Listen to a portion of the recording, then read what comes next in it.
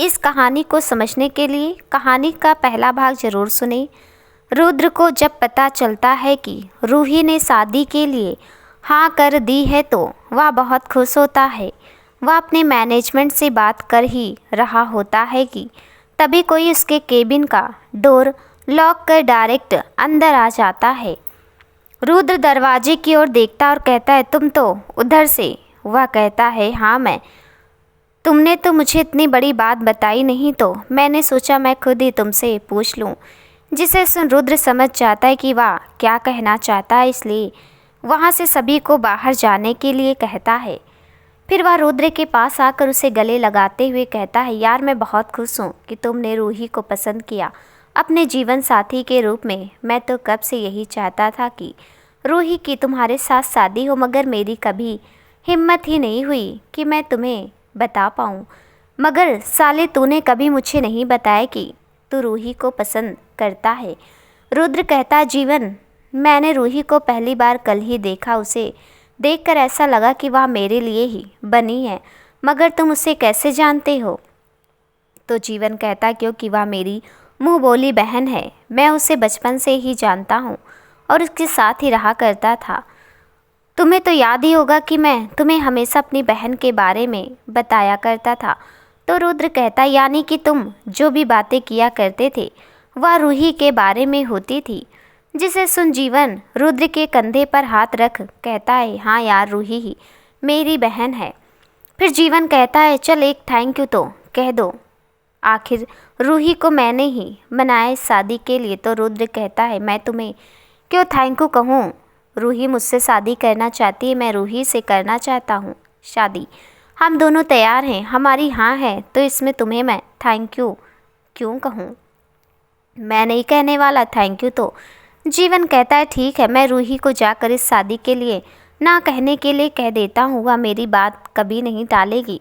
और जीवन जाने लगता है। तभी रुद्र उसे पकड़कर कहता है, ऐसा सोचना भी मत, वरना मैं तुम्हें छोड़ूंगा नहीं। तभी जीवन कुछ याद करते हुए कहता, यार मुझे ना तुमसे एक बात करनी थी। एक्चुअली मैंने मन्नत मांगी थी कि जब भी रूही की शादी तुम्हारे साथ होगी तो मैं शिवजी के पास तुम्हें उनके आशीर्वाद दिलाने के लिए लेकर जाऊंगा।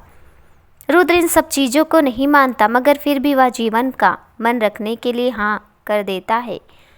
कुछ देर दोनों इसी तरह बातें करते रहते हैं। उसके बाद जीवन वहाँ से अपने घर के लिए निकल जाता है। रुद्र भी ऑफिस का सारा काम कर अपने घर चला जाता है और वह अपने भैया भाभी को मंदिर जाने के बारे में बताता है। तो उसके भैया भाभी उसे जाने को कह खुद भी अपने कमरे में चले जाते हैं। रुद्र भी वहाँ से अपने कमरे में चला जाता है और मोबाइल में रूही की तस्वीर को देखते हुए ही सो जाता है। अगली सुबह जूही उठ चुकी होती, वह अपने बिजनेस के सिलसिले में कुछ काम कर रही होती है।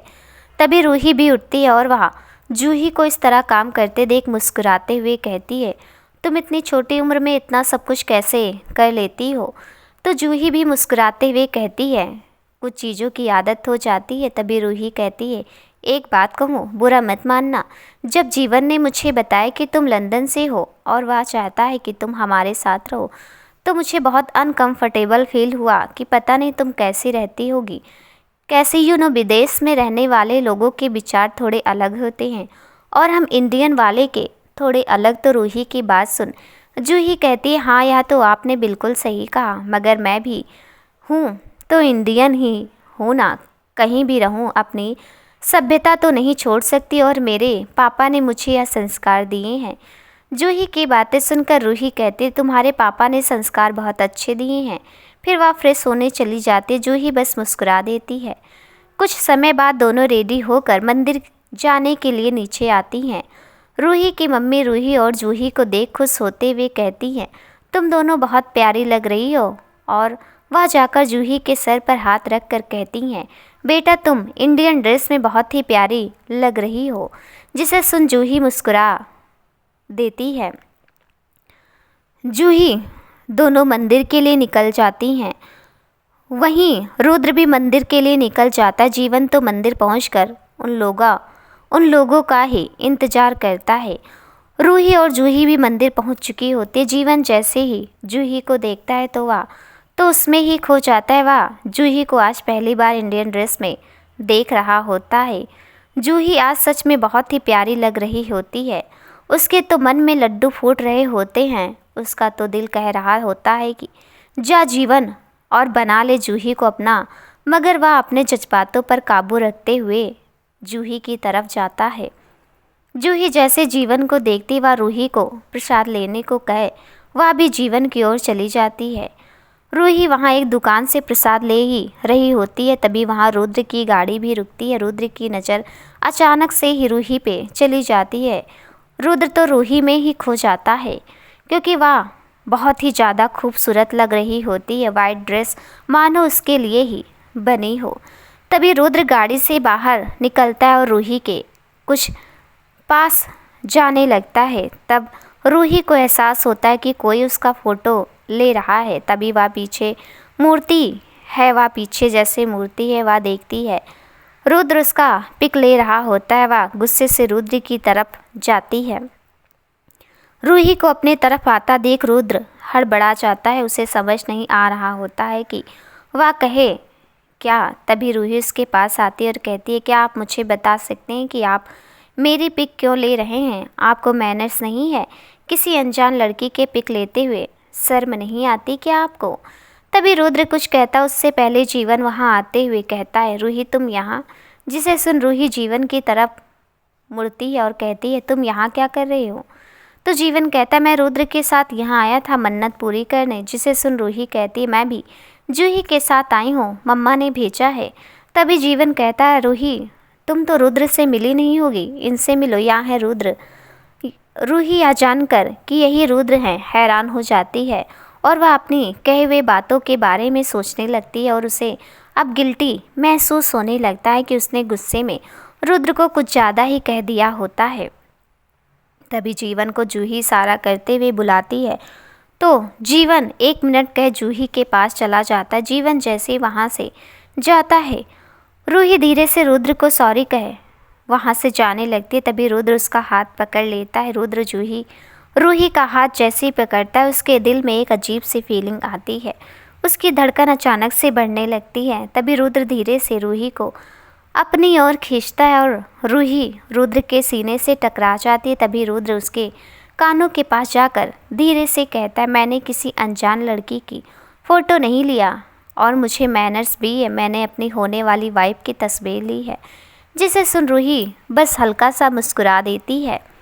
तभी रुद्र कहता है, एक बार हाँ करने से पहले मेरी एक फ़ोटो ही देख लिया होता तो मुझे आज इतना कुछ नहीं सुनना पड़ता। जिसे सुन रूही फिर से धीरे से सॉरी कह देती है। फिर वह दोनों चुपचाप से मंदिर की सीढ़ियाँ चढ़ने लगते हैं। मंदिर में भीड़ होने के कारण किसी के धक्के के कारण रूही गिरने ही वाली होती है कि तभी रुद्र उसे अपनी बाहों में संभाल लेता है। ऊपर मंदिर में जूही और जीवन बातें कर रहे होते हैं। जीवन कहता, यार जूही तुम तो इंडियन ड्रेस में बहुत खूबसूरत लग रही हो। दिल कह रहा है कि आज इसी मंदिर में मैं तुम्हारे साथ फेरे ले लूं। तो जूही कहते, जीवन तुम यार मजाक करना कब छोड़ोगे? तुम्हारी यही आदत मुझे पसंद नहीं है। तो जीवन उछलते हुए कहता, यानी कि मैं तुम्हें पसंद हूँ? तुम्हारे लिए तो मैं यह आदत भी छोड़ सकता हूँ, एक बार तुम हाँ तो कहो। तो जीवन को जूही मारना स्टार्ट कर देती है। तभी वहाँ रुद्र और रूही एक साथ आते हैं। जूही जैसे रुद्र को देखती है वह उसे पहचान लेती है, क्योंकि बिजनेस के सिलसिले में 1-2 कैजुअली मीटिंग उसका रुद्र के साथ हुआ है। तभी वह रुद्र से कहते, हेलो मिस्टर रुद्र, आप यहाँ? तो रुद्र भी मुस्कुराते हुए कहता है, यही सवाल तो मुझे आपसे करनी चाहिए। तभी जीवन कहता है, आप दोनों एक दूसरे को पहले से जानते हैं? तो रुद्र कहता है, हाँ बिजनेस के सिलसिले में 1-2 कैजुअली मीटिंग हमारी हुई है। जिसे सुन जीवन मुस्कुराते हुए कहता है, रुद्र या जूही हैं मेरी दोस्त?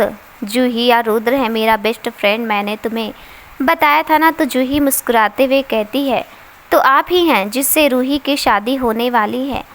रुद्र बस हाँ कह देता। वह ज़्यादा कुछ नहीं पूछता, क्योंकि उसे रूही की फैमिली मेंबर्स के बारे में मालूम होता है और वह यह समझ चाहता है कि जीवन के जरिए ही जूही रूही से मिली होगी। तभी जीवन कहता, चलो फिर हम जिस काम से आए हैं वह काम करते हैं। जूही और जीवन यह बात बहुत अच्छे से जानते थे कि यह कॉन्फिडेंस नहीं है चारों का साथ में मंदिर में आना, मगर रूही बहुत अजीब फील कर रही होती है क्योंकि वह आज पहली बार रुद्र से मिली होती है। वही रुद्र रूही को देख बहुत खुश होता है। उसे तो विश्वास ही नहीं हो रहा होता है कि उसे मंदिर में रूही मिलने वाली है, वरना वह कब का आ गया होता मंदिर। फिर चारों पूजा करने चले जाते हैं। सभी अपनी अपनी पूजा कर मंदिर से बाहर आते हैं। तभी जीवन रुद्र से कहता है, रुद्र प्लीज़ क्या तुम रूही को डांस एकेडमी छोड़ दोगे, क्योंकि मुझे जूही के साथ कहीं जाना है। रूही यह सुनकर बहुत अनकंफर्टेबल फील करती है, मगर रुद्र जीवन से कहता है हाँ मैं उसे छोड़ दूंगा। तो जीवन खुश होते हुए कहता है ठीक है। तो फिर जीवन जूही को लेकर वहाँ से चला जाता है। रूही रुद्र से कहती है हम खुद ही चले जाएंगे, आप चले जाइए, आपको ऑफिस जाना ज़्यादा ज़रूरी है। जिसे सुनकर रुद्र कहता है पहले तुम्हें पहुंचाना ज़्यादा ज़रूरी है, चलो मैं तुम्हें छोड़ देता हूँ। रूही हाँ में अपनी गर्दन हिला देती है। रुद्र रूही को लेकर उसके डांस एकेडमी छोड़ने के लिए वहाँ से चला जाता है। कार में बहुत ही शांति होती है। तभी रुद्र शांति को तोड़ने के लिए एक सॉन्ग प्ले करता है। गाना इतना खूबसूरत होता है कि दोनों के मन को सुकून दे रहा होता है। सनम रे सॉन्ग चल रहा होता है। तभी रुद्र रूही से कहता है कि तुमने मुझे बताया नहीं कि तुमने मुझसे शादी करने के लिए हाँ क्यों कहा। जिसे सुनकर रूही को समझ नहीं आ रहा होता है कि वह क्या जवाब दे। तभी वह कहती है हम नॉर्मल फैमिली से बिलोंग करते हैं और आज तक वही हुआ है जो मेरे मम्मी पापा ने मेरे लिए चाहा है। इसलिए जब उन्होंने मुझसे कहा कि यह रिश्ता सही रहेगा तो मैंने भी हाँ कर दिया, क्योंकि मुझे पूरा विश्वास है मेरे मम्मा पापा कभी भी मेरे लिए कोई गलत फ़ैसला नहीं लेंगे। जिसे सुन रुद्र मुस्कुराता है मगर फिर वह कहता है मगर आपकी भी तो कोई पसंद होगी ना। तभी रूही कहती है हाँ पसंद तो मेरी भी है, मगर जीवन में मेरी सारी पसंद बहुत अच्छे से जानता है। और जब उसने कहा कि आप मेरे लिए परफेक्ट हैं तो इसमें सवाल उठाने की कोई ज़रूरत ही नहीं है। जिसे सुनकर रुद्र मुस्कुराते हुए कहता यानी कि आप मानती हो कि मैं आपको पसंद हूँ। रूही शर्मा जाती है और वह कुछ नहीं कहती और कार से बाहर देखने लगती है। तभी रुद्र कहता लीजिए पहुँच गया आपके डांस एकेडमी। रूही हैरान होते हुए कहती है मगर आपको कैसे पता कि यह मेरा डांस एकेडमी है। जिसे सुन रुद्र मुस्कुराते हुए कहता आपकी हर एक्टिविटी के बारे में मालूम है मुझे। रुद्र की बातें सुनकर रूही मुस्कुराने लगती है। तभी रुद्र खुद गाड़ी से बाहर निकलता और रूही को एक साइड का दरवाज़ा खोल उसे भी बाहर निकालता है। जैसे रूही बाहर निकलती है वह वहाँ से रुद्र को थैंक्स कर जाने लगती है तो रुद्र उसका हाथ पकड़ उसे अपनी ओर खींचते हुए धीरे से उसके कान के पास जाकर कहता है आज शाम 6 बजे होटल ताज में क्या आप मुझसे मिलने आ सकती हैं। जिसे सुनकर रूही कोई जवाब नहीं देती। तभी रुद्र कहता है मैं आपका इंतज़ार करूँगा, यदि आपको सही लगे तो आप ज़रूर आना, मैं आपका इंतज़ार करूँगा। वह इतना कहकर रूही को छोड़ देता है। रूही दौड़ते हुए अपने डांस एकेडमी चली जाती है। उसके दिल की धड़कन इतनी तेज़ होती है मानो मेट्रो ट्रेन जितनी तेज़ चलती है। रूही को इस तरह भागता देख मुस्कुराने लगता है और वह भी वहाँ से सीधा अपने ऑफिस की ओर निकल जाता है। कहीं ना कहीं उसके दिल में यह विश्वास होता है कि रूही ज़रूर आएगी। वही जीवन जूही को एक रेस्टोरेंट लेकर जाता है और दोनों कॉफ़ी पीते पीते बातें कर रहे होते हैं। इस समय जीवन बहुत सीरियस लग रहा होता है और वह कहता है जूही जो भी है तुम मुझे सही सही बताओ तुम यहाँ इंडिया क्यों आई हो, क्योंकि मैं जहाँ तक जानता हूँ तुम लंदन में पूरी तरह से सेट थी, तो क्या कारण आ गया जो तुम्हें इंडिया शिफ्ट होना पड़ा। जिस पर जूही कहती जीवन बात तो बहुत बड़ी है। फिर वह अपने पापा वाली सारी बातें जीवन को बता देती है। उसके बाद कहती है जीवन मेरी दी यही दिल्ली में ही है, मुझे किसी भी कीमत पर उसे ढूंढना होगा, मगर उसे ढूंढने से पहले मुझे सबसे पहले उस डॉक्टर को ढूंढना होगा जिसने मेरी बड़ी मम्मा की डिलीवरी की थी। जिसे सुनकर जीवन कहता सच में जूही। जूही मुस्कुराते हुए कहते तुम्हें विश्वास नहीं हो रहा है ना, मुझे भी नहीं हो रहा था, मगर यही सच है। और मैं डैड को इस तरह रोते हुए कभी नहीं देख सकती। मैं उनकी खुशी के लिए उन्हें ढूंढ कर ही रहूँगी और उनके पास लेकर भी जाऊँगी। तभी जूही सीरियस होते हुए कहती है, जीवन प्लीज़ तुम मुझे यहाँ के सिटी हॉस्पिटल के बारे में सारी इन्फॉर्मेशन दे सकते हो या तुम मुझे वहाँ लेकर जा सकते हो।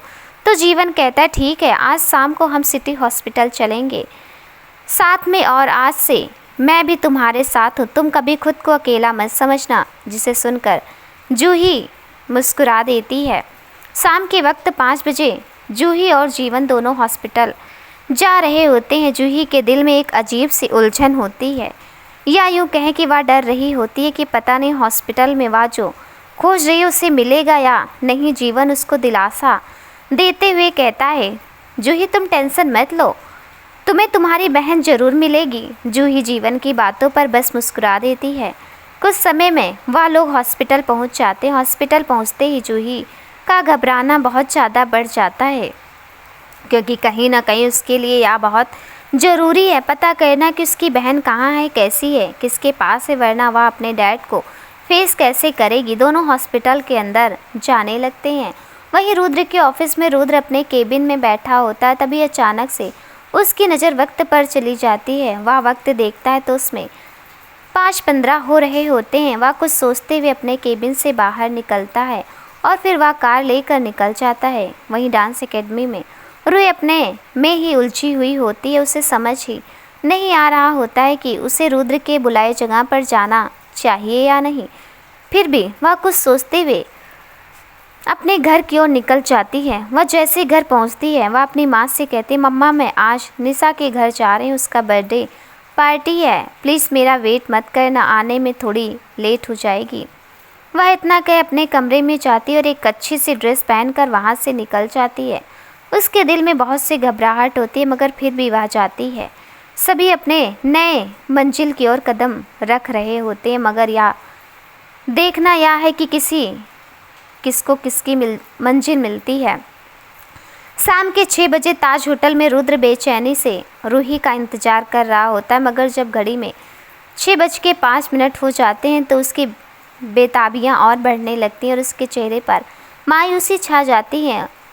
उसे पूरे होटल में कोई नहीं होता सिवाय रुद्र के और कुछ वेटर और एक मैनेजर होते हैं। वह भी अपने कामों में लगे हुए होते हैं। रुद्र को देखकर साफ पता चल रहा होता है कि वह बहुत उदास है। तभी कोई होटल में एंटर करता है। रुद्र जैसे रूही को देखता है तो उसके चेहरे पर बहुत बड़ी स्माइल आ जाती है। वह मैनेजर को कॉल कर रूही को अपने रूम में लाने को कहता है। मैनेजर जैसे ही रूही के पास जाता है वह उसे विश करते हुए कहता है, गुड इवनिंग मैम, चलिए सर ने आपको बुलाया है।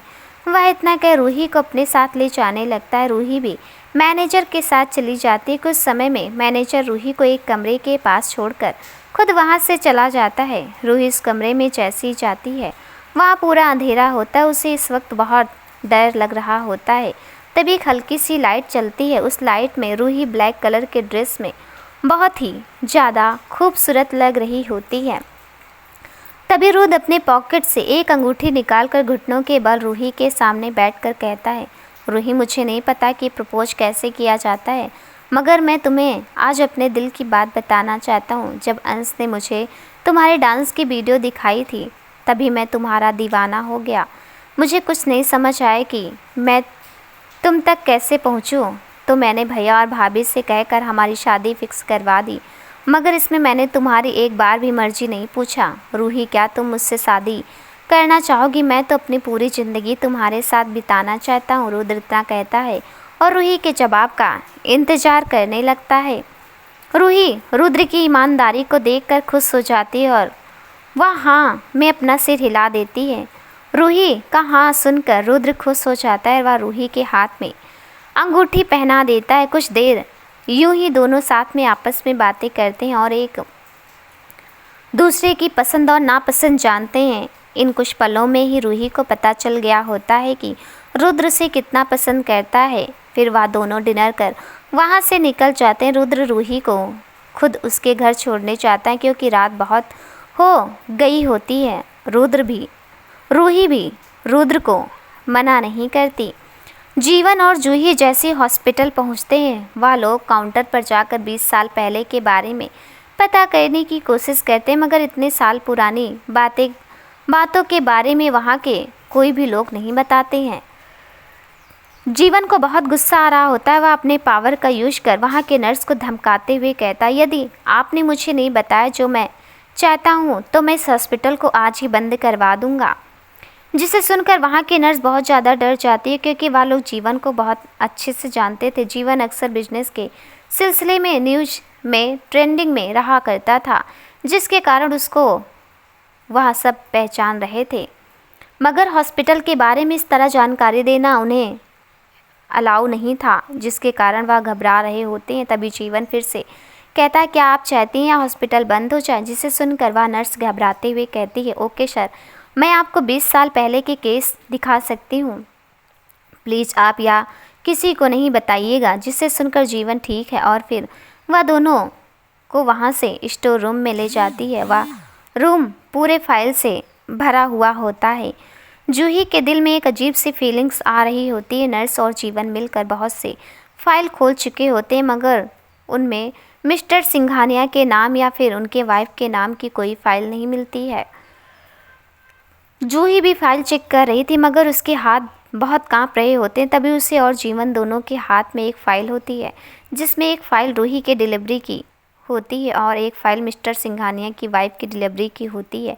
यह फ़ाइल तो आंटी की है। फिर वह उसको पढ़ता है तो उसे पता चलता है किसी हॉस्पिटल में रूही का जन्म हुआ है। तभी जीवन वह फ़ाइल लिए जूही के पास जाता है और जूही भी एक फ़ाइल देख रही थी, जिसमें मिस्टर सिंघानिया के वाइफ के बारे में लिखा होता है, जिसमें लिखा था कि मिसेस सिंघानिया ने एक बच्ची को जन्म दे मर गई और कुछ देर बाद बच्ची भी नहीं बच पाई।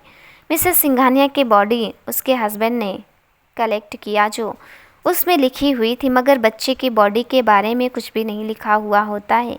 तभी जीवन की अचानक से नज़र उस रूम और डॉक्टर के नेम पर चली जाती है। वह रूम नंबर और डॉक्टर का नाम देख हैरान रह जाता है। तभी वह कहता है, जूही तुमने देखा, रूही के जन्म की डिटेल्स उसी दिन की है, मगर एक चीज़ दोनों फाइल में कॉमन है, उन्हीं के जन्म के दिन ही तुम्हारी बहन का जन्म भी हुआ था और दोनों के रूम भी आपस में एक दूसरे के सामने ही हैं। एक का रूम नंबर 105 और एक का रूम नंबर 106 है। तभी जूही कहते, इसका मतलब हमें रूही दी के मॉम डैड से कुछ पता चल सकता है। जिसे सुनकर जीवन भी मुस्कुराते हुए कहता है, हाँ। तभी जीवन कहता है, जूही या देखो, इन दोनों की डिलीवरी भी एक ही डॉक्टर ने की है, डॉक्टर गुप्ता ने। जिसे देखकर जूही कहती है, जीवन एक बार या डॉक्टर गुप्ता मेरे हाथ लग जाए मैं इसे छोड़ूंगी नहीं। तभी जीवन उस नर्स से पूछता है, या डॉक्टर गुप्ता हमें कहाँ मिलेंगे? जिसे सुनकर नर्स घबराते हुए कहती है, सर डॉक्टर गुप्ता ने यह हॉस्पिटल छोड़ दिया है। इस वक्त दिल्ली में उनका अपना एक हॉस्पिटल है जो यहाँ से कुछ ही दूरी पर है। फ़िलहाल के लिए वह आउट ऑफ कंट्री हैं, जिसके कारण आपकी मुलाकात उनसे नहीं हो पाएगी। तभी जीवन अपना कार्ड उस नर्स को देते हुए कहता है, या लो, यह मेरा कार्ड है। जैसे डॉक्टर गुप्ता आए और तुम्हें पता चले तो मुझे फ़ोन कर देना, और याद रखना यदि तुमने मुझे नहीं बताया तो मैं इस हॉस्पिटल को बंद भी करवा सकता हूँ। जिसे सुनकर नर्स कहती है, जी सर, मैं आपको इन्फॉर्म कर दूँगी। नर्स अच्छी थी, वह नहीं चाहती थी कि हॉस्पिटल बंद हो। इस हॉस्पिटल में बहुत से लोगों का घर और जीवन चल रहा था, जिसके कारण वह जीवन की बातें मानने के लिए मजबूर होती है। जीवन दोनों फाइल लेकर वहाँ से चला जाता है। जूही बहुत खुश होती है कि वह मंजिल के एक कदम आगे बढ़ चुकी है, मगर क्या यह रास्ता उसे एक कदम और आगे ले जाएंगे या फिर उसे वहीं खड़ा कर देंगे? रूही के घर के सामने रुद्र अपनी गाड़ी रोकता है और दोनों कार से बाहर निकलते हैं। रूही रुद्र को बाय बोलकर जाने ही वाली होती है कि रुद्र उसका हाथ पकड़ अपनी ओर खींच लेता है। तभी रुद्र धीरे से उसके पास जाकर कहता है, गुड नाइट तो कर ही सकती हो ना? जिसे सुनकर रूही शर्माते हुए गुड नाइट कहती है। तभी रुद्र रूही के गालों पर किस कर गुड नाइट कहता। रूही अपने गालों पर हाथ रख रुद्र की पकड़ से छूटकर भाग जाती है, क्योंकि उसे बहुत शर्म आ रही होती है। रूही को भागता देख रुद्र खुद से कहता है, भाग कर कहाँ जाओगी? तुम्हारा हर रास्ता मुझ तक ही आएगा। और वह वहाँ से मुस्कुराते हुए चला जाता है। जीवन जूही भी हॉस्पिटल से निकल जाते हैं। कुछ देर में वह लोग रूही के घर के बाहर खड़े होते हैं। तभी जीवन जूही से कहता, जूही कल जब मैं आऊँगा तो हम दोनों मिलकर अंकल और आंटी से पूछेंगे उस दिन के बारे में। तब तक तो तुम्हें वेट करना होगा।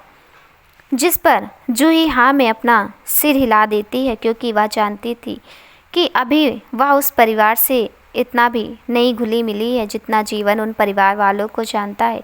शायद जीवन के कहने पर वह सब कुछ बता दे, इसलिए वह जीवन की बात मानकर अंदर चली जाती है। वह जैसे ही कमरे में जाती है, रूही को देख मुस्कुराते हुए कहती है, क्या बात है, आज कोई इतना ब्लश कर रहा है। जिस पर रूही उसे अपने गले से लगाते हुए कहती है, तुम कहाँ गई थी, मैं तुम्हें खोज रही थी। जिस पर जूही थोड़ा उदास होते हुए कहती, मैं हॉस्पिटल गई थी। हॉस्पिटल सुन रूही घबरा जाती है और वह डरते हुए कहती, हॉस्पिटल तुम्हें कहीं कुछ। इससे आगे रूही कुछ कहती, तभी जूही उसे शांत करते हुए कहते, रिलैक्स, मुझे कुछ नहीं हुआ। मैंने आपको कहा था ना, मैं बस उसी सिलसिले में कुछ जानकारी लेने गई थी। जिसे सुन रूही शांत होती है और वह उससे पूछती है, कुछ पता चला। जिस पर जूही ना में अपना सिर हिला देती है, क्योंकि वह अभी कुछ भी नहीं बताना चाहती। तभी जूही कहती, इन सब बातों को छोड़िए और मुझे यह बताइए कि आप इतना मुस्कुरा क्यों रही हैं, कुछ तो वजह होगी ना। जिस पर रूही फिर से शर्माने लगती है और वह कुछ नहीं कहती है। तभी जूही रूही को छेड़ते हुए कहती, जीवन ने मुझसे कहा था कल कोई आने वाला है यहाँ रुकने के लिए लगता है आप उन्हीं के ख्यालों में हैं। जिसे सुन रूही और शर्माने लगती है और वह रखे पिलो में अपना मुंह छिपा लेती है। रूही को इस तरह शर्माते और खुश देख पता नहीं क्यों मगर जूही को बहुत अच्छा लग रहा था और वह उसी तरह से उसे गले लगा लेती है। और वहीं रुद्र के घर में सभी तैयारियां कर रहे होते हैं, क्योंकि कल रुद्र और रूही का रोका होने वाला है। रुद्र के मुताबिक शादी एकदम सिंपल तरीके से होनी थी, क्योंकि वह चाहता है ज़्यादा लोगों को रूही के बारे में ना पता चले, क्योंकि रुद्र के बहुत से दुश्मन हैं जो रूही को नुकसान पहुंचाना चाहेंगे जब उन्हें पता चलेगा कि रुद्र की कमजोरी है रूही। इसलिए रुद्र ने साफ साफ शब्दों में कह दिया था कि वह शादी बिल्कुल सिंपल तरीके से ही करेगा। कोर्ट में उसकी फ़िक्र और उसकी भावना का कद्र करते हुए सभी हाँ कर देते हैं, किसी को कोई ऐतराज़ नहीं होता। वहीं दूसरी ओर एक छोटे से घर में लगभग रुद्र के ही उम्र का लड़का घर के पूरे सामानों को फेंक रहा होता है और वह खुद से कहता, नहीं रूही, तुम किसी और के साथ शादी नहीं कर सकती, तुम तो केवल मेरी हो। हम तो हमेशा साथ रहा करते थे ना, तो तुमने किसी और के बारे में सोचा भी कैसे। मैं तुमसे प्यार करता हूँ, तुम पर केवल मेरा हक है, तुम मुझसे दूर नहीं जा सकती, तुम केवल मेरी हो, मुझे तुम्हें अपने पास लाना ही होगा, तुम मुझे छोड़कर नहीं जा सकती। मुझे किसी भी तरह तुम्हें शादी करने से रोकना ही होगा, क्योंकि तुम तो मेरी हो, केवल मेरी। हम साथ में कितने अच्छे लगते थे। तुमने एक बार भी हाँ कहने से पहले यह नहीं सोचा कि मेरा क्या होगा। इसकी सज़ा मैं तो तुम्हें दूंगा, मगर पहले मैं तुम्हें अपने पास लेकर आऊँगा। और वह वहीं बेड पर रूही का फ़ोटो लेकर सो जाता है। एक नई सुबह। आज सभी बहुत खुश होते हैं, क्योंकि सभी रुद्र और रूही के लिए बहुत खुश होते हैं। रुद्र की माँ का तो खुशी का ठिकाना ही नहीं था, वह बहुत खुश होती हैं। सुबह से ही जूही 2 बार उनसे बातें करने जा चुकी होती है, मगर उन्हें इतना खुश देख उसकी हिम्मत ही नहीं होती। तभी वह सोचती है कि वह रोके के बाद रूही के मॉम डैड से बात करेगी, इसलिए वह अपना अब पूरा ध्यान रूही के रोके में लगाती है। पूरे घर को बहुत अच्छे से डेकोरेट किया गया था और रुद्र के परिवार वाले बस कुछ ही देर में वहाँ पहुँचने वाले थे। रूही भी अपने कमरे में तैयार ही हो रही होती है। वह बहुत ही ज़्यादा खूबसूरत लग रही होती है। खुले बाल, हल्के मेकअप, रेड लिपस्टिक, मतलब आज रुद्र का होश खोना ही था उसे देखते ही। रूही को देख आज रुद्र उस पर फिर से फिदा हो जाता। वहीं जूही भी घर की पूरी सजावट में रूही की मम्मी की हेल्प करने के बाद वह भी तैयार होने आती है और वह भी लगभग पूरी तैयार हो चुकी होती है। तभी वहाँ 2-3 गाड़ियों के रुकने की आवाज़ आती है। गाड़ी की आवाज़ सुन जूही कहती, लो आ गई आपकी बारात। जूही के कहते रूही मुस्कुरा देती है और उसे अपने दिल में एक अजीब सी फीलिंग्स हो रही होती है। शायद यह फीलिंग हर वह लड़की को होती है जो अरेंज मैरिज करती हैं। पहली गाड़ी से रुद्र के भाई भाभी और अंश बाहर निकलते हैं। दूसरी गाड़ी से रुद्र बाहर निकलता है। उसके पीछे वाली गाड़ी से जीवन बाहर निकलता है। जीवन रुद्र के साइड से होता है क्योंकि रूही के पास तो उसका सारा परिवार है। अब तो उसके पास एक बहन भी है, मगर रुद्र के पास उसके भाई भाभी के अलावा कोई नहीं है। और 2-3 गाड़ियों से बहुत सारे बॉडीगार्ड निकलते हैं जो वहीं खड़े थे। सभी अंदर आ रहे होते हैं। मिस्टर एंड मिसेज मित्तल उनका बहुत अच्छे से स्वागत करते और उन्हें पूरे आदर सम्मान के साथ वहां बैठाते हैं। मगर कोई था जिसकी नज़र कहीं और ही थी। वह सिर्फ इधर उधर देख रहे होते हैं और वह थे हमारे रुद्र और जीवन। रुद्र की नज़रें तो बस रूही को ही ढूंढ रही होती और जीवन की नज़रें जूही को। जूही जैसे ही रूही को लेकर नीचे आते, रुद्र और जीवन दोनों की ही नज़रें उन दोनों पर टिक जाती हैं। सभी रूही को देख मुस्कुरा देते हैं। जूही रूही को लाकर बिल्कुल रुद्र के सामने बैठा देती है। दोनों साथ में बहुत ही ज़्यादा अच्छे लग रहे होते हैं। जूही भी जीवन के बगल में बैठ जाती क्योंकि केवल जीवन के पास ही खाली जगह बची होती है। तभी रूही की माँ सगाई की अंगूठी को एक थाली में सजाए हुए लेकर आती हैं। रुद्र और रूही को देते हुए कहती हैं, चलो बेटा रस्में शुरू करो। और फिर दोनों पूरी रस्मों रिवाजों के साथ एक दूसरे के हाथों में अंगूठी पहनाते हैं। रूही रुद्र को अंगूठी पहनाते हुए कहता है, यह अंगूठी मेरे प्यार की गहराई का सबूत है। इसे कभी भी तुम अपने हाथों से मत निकालना। जिसे सुनकर रूही शर्मा जाती है। रुद्र को रूही के कान में कुछ कहता देख जीवन उसे पीछे खींचते हुए कहता है, बस कर यार, मैं कितना पास जाएगा।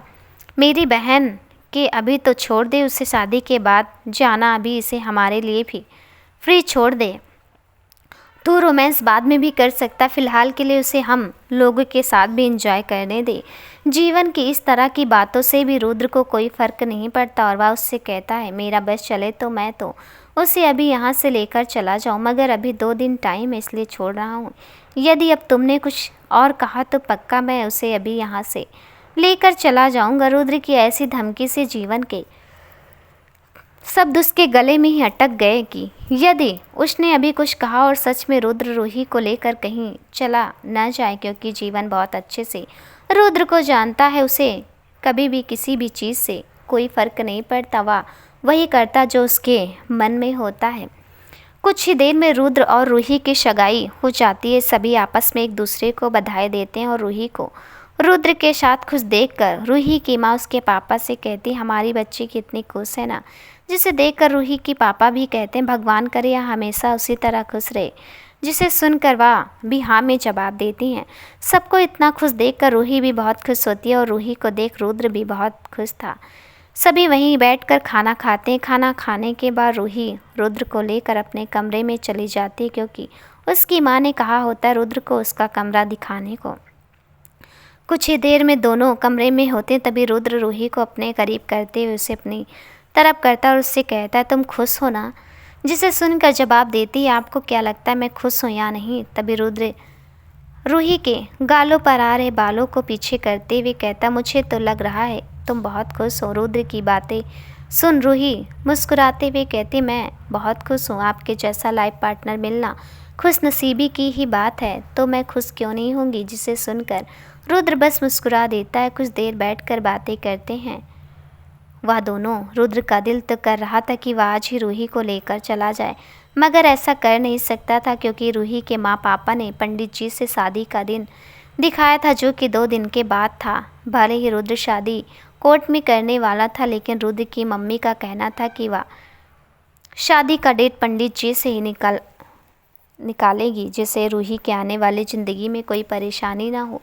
सभी एक दूसरे को बधाई दे अपने अपने घरों के लिए निकल जाते हैं। रुद्र अपने परिवार के साथ अपने घर चला जाता है। रूही भी अपना कपड़ा चेंज कर सोने चली जाती है, क्योंकि सुबह से सगाई की तैयारियों में की वजह से वह बहुत थक गई थी। जूही को नींद नहीं आ रही होती है, क्योंकि वह रूही की मम्मी से पूछना चाहती थी। जीवन अभी नहीं गया होता, क्योंकि वह भी पूछना चाहता था उस दिन के बारे में। तभी वह दोनों एक दूसरे को देखते हैं और कुछ इशारा करते हैं। रूही की मम्मी डाइनिंग टेबल पर कुछ काम कर रही होती हैं। तभी वहाँ जूही और जीवन दोनों साथ में जाते हुए कहते हैं, आंटी मुझे आपसे कुछ बातें करनी है। जिसे सुनकर रूही की मम्मी मुस्कुराते हुए कहती हैं, हाँ बेटा कहो ना, क्या बातें करनी है।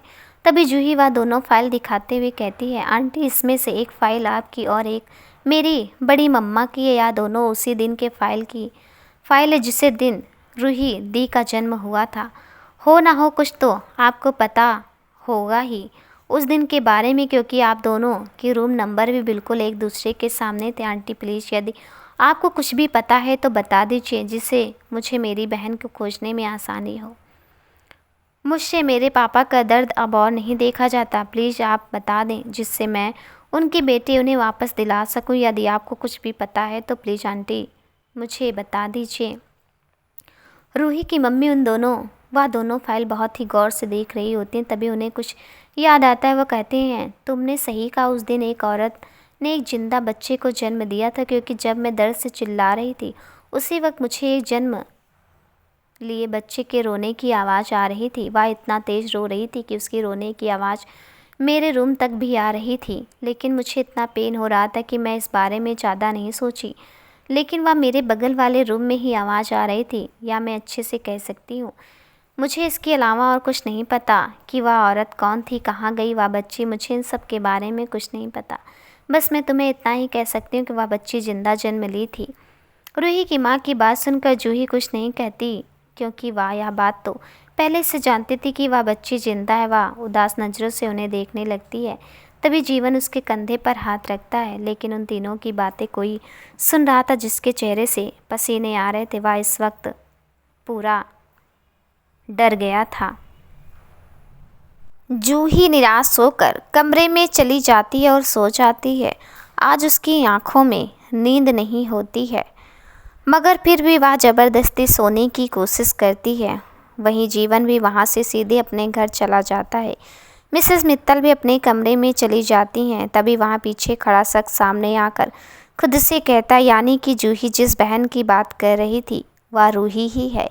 मगर नहीं, मैं यह बात कभी भी जूही को पता नहीं चलने दे सकता, वरना रूही की माँ का क्या होगा। वह तो यह जानकर कि रूही उसकी अपनी बेटी नहीं है, वह मर जाएगी। नहीं, मैं इतना बड़ा रिस्क नहीं ले सकता हूँ। जूही बेटा, हो सके तो मुझे माफ़ करना, मगर यह सच्चाई तुम्हें कभी नहीं पता चल सकती। मैं अपनी वाइफ को अपनी आंखों के सामने मरता हुआ नहीं देख सकता हूँ। रूही हमारी बेटी और हमेशा हमारी ही बेटी रहेगी।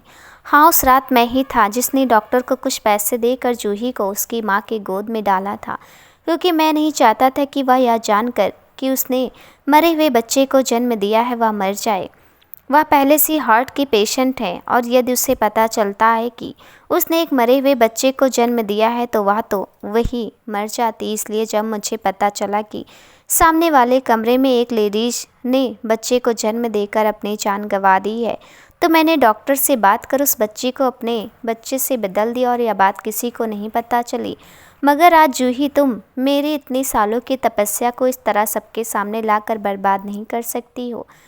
तुम और तुम्हारे पापा तो खुश थे ना अपनी लाइफ में, तो फिर क्यों आ गए हमारी लाइफ में हमारे परिवार को बिखेरने के लिए। मैं तुम्हें अपना परिवार नहीं बिखेरने दूंगा। रूही मेरी बेटी है, केवल मेरी। वह हम दोनों की बेटी और हमेशा हम दोनों की बेटी ही रहेगी। सच तुम्हें कभी नहीं पता चलेगा, तुम खाली हाथ ही वापस लंदन जाओगी, वह भी बहुत जल्दी ही। रूही की शादी होती मैं तुम्हें समझा बुझा कर लंदन वापस भेज दूंगा, क्योंकि यदि तुम यहाँ रही तो मेरे लिए बहुत मुश्किल हो जाएगा। मिस्टर मित्तल इतना कह वह भी अपने कमरे में चले जाते हैं। उन्हें अब डर लगने लगा था कि यदि रूही को पता चल जाएगा कि वह अपने माँ बाप नहीं हैं तो वह क्या सोचेगी। क्या वाकई में रूही मिस्टर मित्तल को माफ़ कर पाएगी? क्या रूही की मम्मी इस बात को एक्सेप्ट कर भी पाएगी को रूही उनकी अपनी बेटी नहीं? वाह, यही सब सोच रहे होते हैं। इसी तरह दिन बीत जाते हैं। 2 दिन कैसे बीत जाता है किसी को पता नहीं चलता। जहाँ जूही अपनी बहन की जानकारी ना पाने से दुखी थी, वहीं मिस्टर मित्तल यह जानकर कि रूही ही जूही की बहन है, वह ज़्यादा परेशान थे कि कहीं रूही को यह बात पता ना चल जाए कि वह उनकी सगी बेटी नहीं है। इन सब से बेखबर रूही और जूही की माँ शादी की तैयारियों में लगे हुए होते हैं। रूही अपने आने वाली ज़िंदगी के लिए बहुत खुश होती है। आज शादी वाले दिन सभी तैयारियां कर रहे होते हैं कोर्ट जाने के लिए। रूही पूरे दुल्हन के लिबास में बैठी होती है। वह बहुत ही ज़्यादा खूबसूरत लग रही थी। तभी उसे छेड़ते हुए जूही कहती है, वाह आप कितनी खूबसूरत लग रही हो आज, तो लगता है रुद्र जी आप पर मर मिटने को तैयार होंगे। जिसे सुनकर रूही शर्मा जाती है। तभी जूही फिर उससे कहती है, आप शर्माते हुए बहुत प्यारी लगते हो, आपको किसी के नज़र ना लगे। और फिर वह अपने आँखों से काजल निकाल रूही के गाल के पीछे लगा देती है। वहीं रुद्र के घर में जीवन में आज रुद्र के घर को सर पर उठा लिया होता है और उधर से चिल्लाते हुए कहता, रुद्र और कितना समय लगेगा, हमें कोर्ट जाने के लिए देर हो रहा है, तुम दूल्हे हो, यदि तुम ही इतने लेट करोगे तो कैसे चलेगा, जल्दी करो। जिस पर रुद्र उससे कहता, बस 5 मिनट और। असल बात यह था कि रुद्र अपने कमरे में बैठा एक मीटिंग कर रहा था। वह अपने मीटिंग में इतना बिजी था कि उसे समय का पता ही नहीं चला। वह जल्दी से तैयार होता और जीवन के साथ कोर्ट के लिए निकल जाता। रुद्र के भाई अपने ऑफिस से ही कोर्ट जाने वाले थे। 2 कार रुद्र रूही के घर भी भेज देता है। रूही की भाभी घर पर ही वंश के साथ होती है।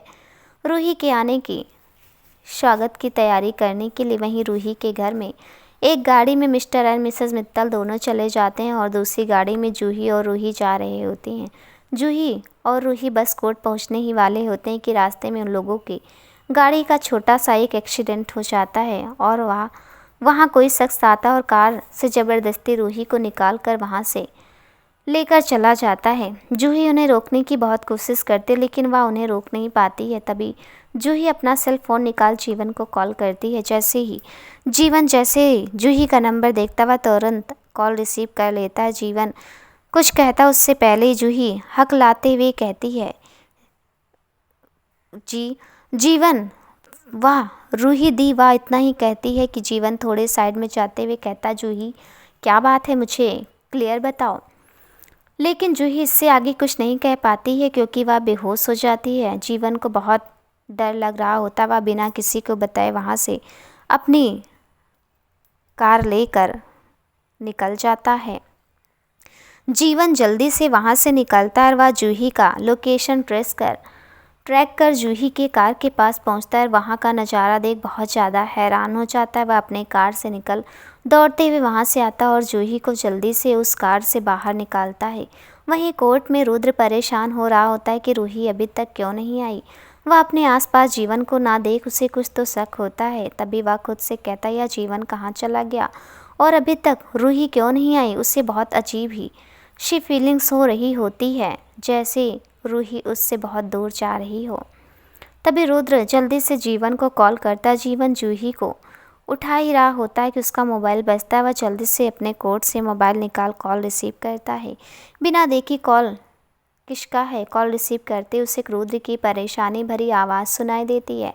जीवन कहाँ हो तुम और यह जूही अभी तक क्यों नहीं आई रूही को लेकर। जिस पर जीवन थोड़ा सा परेशान होते हुए कहता है, रुद्र जल्दी से मैं तुम्हें एक लोकेशन भेज रहा हूँ, वहाँ आ जाओ जल्दी, जितना जल्दी हो सके उतना कहकर कॉल कट कर देता है।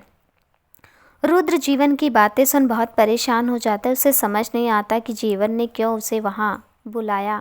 भाई अभी तो उसकी शादी होने वाली थी और अभी वह उसे वहाँ से आने को कह रहा है, मगर क्यों। लेकिन वह सभी बातों को छोड़ जीवन के सेंड किए लोकेशन की ओर चल पड़ता है। उससे सभी पूछते हैं कि वह क्यों जा रहा है, मगर वह सभी की बातों को इग्नोर कर वहाँ से चला जाता है क्योंकि उस वक्त उसे रूही की बहुत ज़्यादा चिंता हो रही होती है। रुद्र अपने कार में बैठा अपने आप से कहता है, आई होप रूही कि तुम ठीक हो, मुझे बहुत अजीब सी फीलिंग्स आ रही है, तुम्हें कुछ नहीं होना चाहिए। इस वक्त उसके चेहरे पर सिर्फ परेशानी दिख रही होती है। कुछ ही देर में रुद्र जीवन के द्वारा सेंड किए पते पर पहुंच जाता है और वहाँ का नज़ारा देख वह भी हैरान हो जाता है। वह जल्दी से अपने कार से निकल वहाँ पहुँचता है तो देखता है कि जीवन जूही को उठाने की कोशिश कर रहा है। वह जल्दी से वहाँ जाता है, जीवन से पूछता है कि यहाँ क्या हुआ और यदि जूही यहाँ है तो रूही कहाँ है, वह ठीक तो है ना। जिस पर जीवन कुछ नहीं कहता क्योंकि उसे भी तो कुछ नहीं पता है। तभी रुद्र थोड़े गुस्से में कहता, जीवन मुझे बताओ रूही कहाँ है। जिस पर जीवन कहता है, मुझे नहीं पता, मैं जब यहाँ आया तो जूही बेहोश थी, मैं उसे तभी से उठाने की कोशिश कर रहा हूँ मगर वह उठ ही नहीं रही है। तभी रुद्र जीवन के कार में पड़े पानी के बोतल को जल्दी से रूही के चेहरे पर छिड़कता है और जूही को होश आने लगती है, जिसे देख जीवन के चेहरे पर से थोड़ा सा परेशानी कम होती है। तभी रुद्र जूही से कहता है, जूही एक्सीडेंट कैसे हुआ, तुम लोग यहाँ कैसे, और रूही कहाँ है, तुम यहाँ हो तो रूही को भी तो यहीं होना चाहिए ना। रुद्र के इतने सारे सवाल, जूही परेशान हो जाती है और वह एक्सीडेंट हुए कार की ओर इशारा करती है। वह दोनों जैसे ही कार की ओर देखते हैं लेकिन उन्हें कुछ भी समझ नहीं आता। तभी रुद्र जूही से कहता, जूही उधर क्या। तभी जूही कार की ओर इशारा करते हुए कहती है, वाह उसने वहाँ कुछ। वह इतना ही कहते कि उसके सर में फिर से दर्द होने लगता है क्योंकि उसके सर से हल्का सा खून निकल रहा होता जो उसे एक्सीडेंट में चोट लगी थी। जीवन जूही को संभालने लगता है और रुद्र एक्सीडेंट हुए कार की ओर जाता है और जैसे कार के आगे आता है वह हैरान हो जाता है और वह 2 कदम पीछे हो जाता है। रुद्र को इतना हैरान और परेशान देख जीवन भी जूही को संभालते वहाँ से वहाँ आता और वह जब वहाँ का नज़ारा देखता है तो वह भी हैरान हो जाता है क्योंकि कार के आगे वाले कांच जो आधा टूटा और आधा ठीक होता है उस पर किसी के खून से बहुत बड़े बड़े अक्षरों में लिखा होता है, रूही सिर्फ मेरी और हमेशा मेरी ही रहेगी। मैं उसे तुम सबसे बहुत दूर लेकर जा रहा हूँ। उसे खोजने की कोशिश भी मत करना क्योंकि वह तुम लोगों को कभी नहीं मिलेगी क्योंकि वह मेरी है, केवल मेरी। वहाँ लिखा देख जैसे रुद्र सदमे में चला जाता और एक बार वह बहुत जोर से रूही चिल्लाता है। वहाँ का नज़ारा देख रुद्र की आंखों में इस दुनिया जहान का गुस्सा भरा होता है। वह इस वक्त बिल्कुल शिव जी का रूप लग रहा था। शिव जी जैसे सती के चले जाने के बाद क्रोध में आ जाते हैं, बिल्कुल वैसा ही रूप रुद्र का लग रहा होता है। इस वक्त वह रूही से जुदा होने के ख्याल से भी डर जाता है। वह वहाँ एक बार जोर से चिल्लाता है, रूही।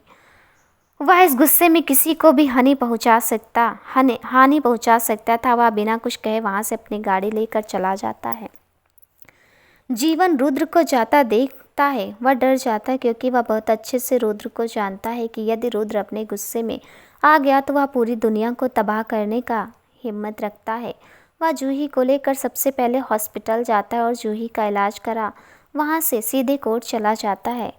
वह जैसे कोर्ट पहुँचता है, जूही की हालत देख मिस्टर एंड मिसेस मित्तल उससे पूछते हैं क्या हुआ, जिससे जूही उन्हें सारी बातें बताती रूही के बारे में सुन मिसेस मित्तल को वहीं बेहोश हो जाती हैं। तभी मिस्टर मित्तल कहते हैं, नहीं रूही को कुछ नहीं होना चाहिए। यदि रूही को कुछ हुआ तो उसकी माँ ऐसे ही अपनी जान दे देगी। रूही इनकी जान है, रूही में ही इनकी जान बसती है। मुझे कुछ भी करके मेरी बच्ची को बचाना होगा। वह इतना कहते हैं और फिर वह भी वहाँ से निकल जाते हैं। जूही को रूही की मां का ख्याल रखने के लिए कहकर जूही और जीवन मिलकर मिसेस मित्तल को लेकर वहां से चले जाते हैं। वही रुद्र का भाई यह सब सुनकर परेशान हो जाता। जीवन उससे कह देता है कि वह घर चले जाएं, अब यह शादी आज नहीं हो पाएगी। वह भी अपने आदमियों को रूही को खोजने के लिए लगा देते हैं और अपने घर चले जाते हैं। मगर जैसे ही वह घर पहुँचते हैं उनकी वाइफ नैना उसे देख हैरान होती है। तभी वह उसे सारी बातें बता देते हैं, जिसे सुनकर नैना धड़ाम से सोफे पर बैठ जाती हैं और वह कहती, नहीं रूही को कुछ नहीं होना चाहिए। रुद्र ने पहली बार किसी लड़की को इतना दिलचस्पी दिखाया है। रूही में ही उसकी जान बसती है। यदि रूही को कुछ हो गया तो तुम समझ रहे हो ना मैं क्या कहने की कोशिश कर रही हूँ। वह सब कुछ तबाह कर देगा। कुछ भी करो मगर प्लीज़ तुम रूही को ढूंढो, रूही को कुछ नहीं होना चाहिए। नैना की बात सुन वह हाँ में अपना सिर हिला वहाँ से चला जाता है। सभी रूही को ढूंढने की कोशिश कर रहे होते मगर रूही अभी कहाँ है या अब किसी को नहीं पता चल सकता है। वहीं मुंबई के एक छोटे से घर में जो देखने में बहुत ही ज़्यादा खूबसूरत लग रहा होता, उसी घर के एक कमरे में एक लड़की दुल्हन के लिबास में बेहोश पड़ी है। वह बेड पर तो आराम से सो रही थी लेकिन उसे देखकर कोई भी कह सकता था कि उसे यहाँ ज़बरदस्ती लाया गया था, क्योंकि उसके दोनों हाथ पैर बंधे होते हैं और मुंह पर टेप लगा होता है। पूरे कमरे में उसी लड़की की तस्वीर लगी होती है। तभी उस कमरे में एक लड़का आता है, उसे देखते हुए कहता, तो फाइनली तुम मेरे पास आ ही गई। तुम्हारी हिम्मत भी कैसे हुई उससे शादी करने की, तुम तो मेरी थी ना, हम कितने अच्छे दोस्त हैं। तुमने मुझे कहा था कि तुम मुझे कभी नहीं छोड़ोगी, फिर आज तुम मुझसे कैसे शादी करने जा रही थी। फिर थोड़ा रुक कर, इसकी सज़ा तो तुम्हें ज़रूर मिलेगी, मगर पहले मैं तुम्हें इन सब से दूर ले जाऊंगा। मुझे पता है लोग तुम्हें ढूंढने की पूरी कोशिश कर रहे हैं, लेकिन तुम चिंता मत करो जान, मैं तुम्हें यहाँ से बहुत दूर लेकर जाऊंगा जहां हम और तुम होंगे। हम दोनों बहुत खुश रहेंगे, हमें किसी की ज़रूरत नहीं है, इतना कहता है और ज़ोर ज़ोर से चिल्लाने लगता है, आई लव यू रूही, तुम केवल मेरी हो, तुम केवल मेरी और हमेशा मेरी ही रहोगी। वही रुद्र वहाँ से सीधा अपने घर में जाता है जहाँ उसने रूही के लिए छोटा सा सरप्राइज प्लान किया था। वह उस घर में जैसे आता है उसे रूही का हंसता हुआ चेहरा दिखता है। तभी वह अपने उंगली में पहने हुए अंगूठी को देखते हुए कहता है, नहीं रूही, तुम केवल मेरी हो, दुनिया की कोई भी ताकत तुम्हें मुझसे अलग नहीं कर सकती, तुम पर केवल मेरा हक है। मैं तुम्हें कहीं से भी ढूंढ लाऊंगा और तुम्हें जिसने भी मुझसे दूर करने के बारे में सोचा है, मैं उसका वह हश्र करूंगा कि वह ज़िंदगी भर खुद को कोसेगा कि उसने तुम्हें मुझसे अलग करने के बारे में सोचा।